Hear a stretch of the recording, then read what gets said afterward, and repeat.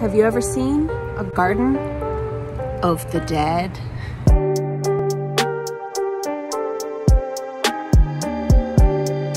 Not that kind of garden of the dead.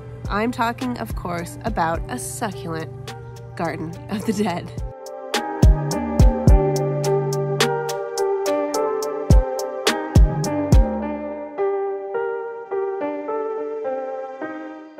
Having a lot of succulents means I deal with a lot of succulent clippings, such as this aeonium that I either get from other people for free when they have done their own gardening, or that I've trimmed up from my own garden when they start to get a little bit out of hand. That's where these came from.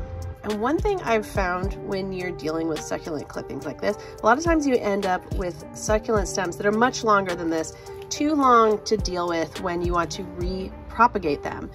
So a lot of times I will cut these and end up with a lot of stems. You could, of course, throw these away. It would be very understandable to do so because, like, what is this? Just a dead woody stem. I have what I call my garden of the dead, which is when I get those stems, I don't throw them away, I place them into the soil. So a stem like this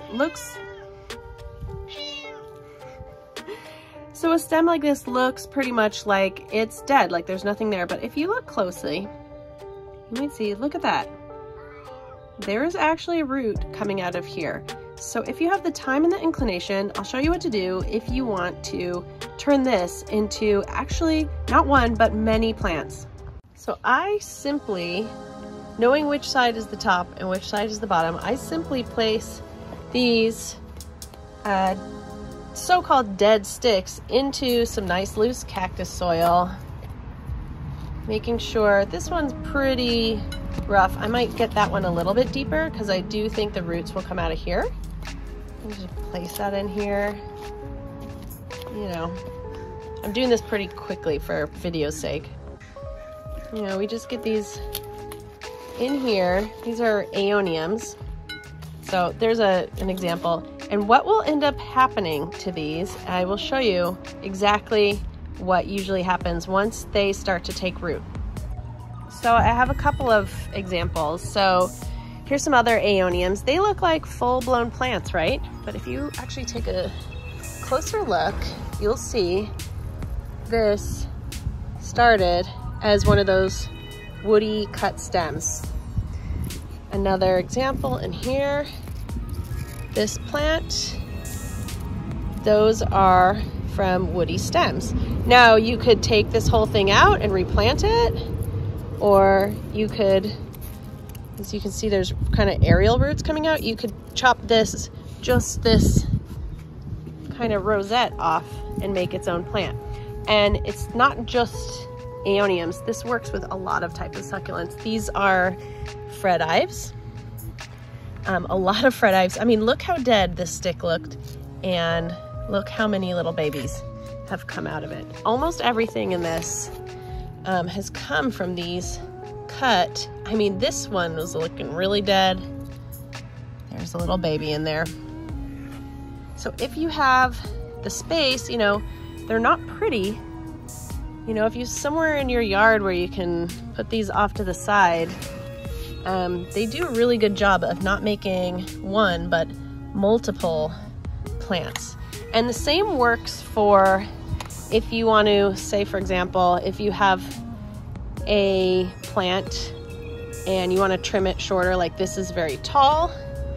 If you cut this here and kept this rooted piece, here's another example of what can happen with that.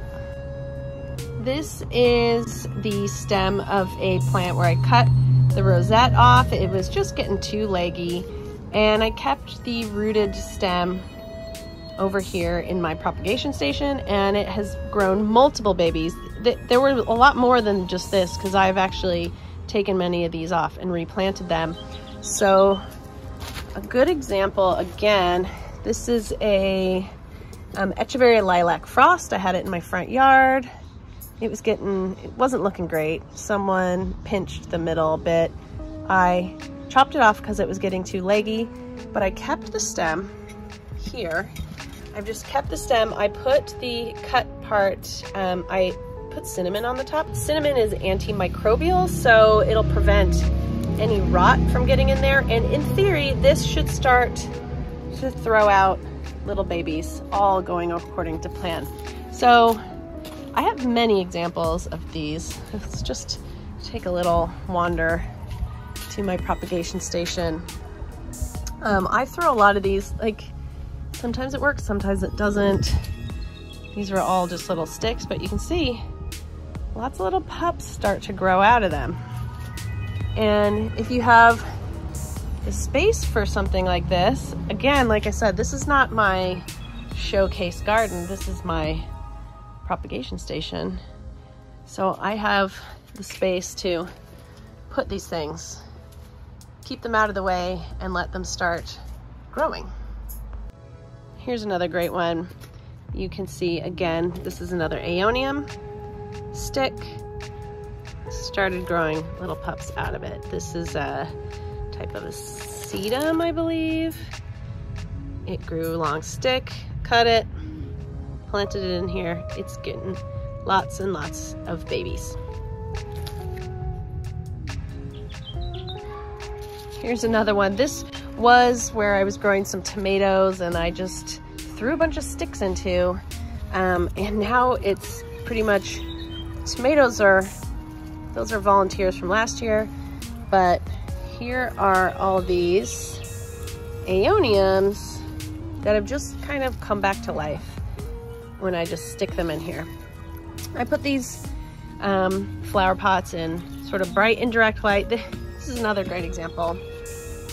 This aeonium here, it looks like a full-blown plant. Sometimes it's hard to see. If you peek in behind there, you can see where it was cut.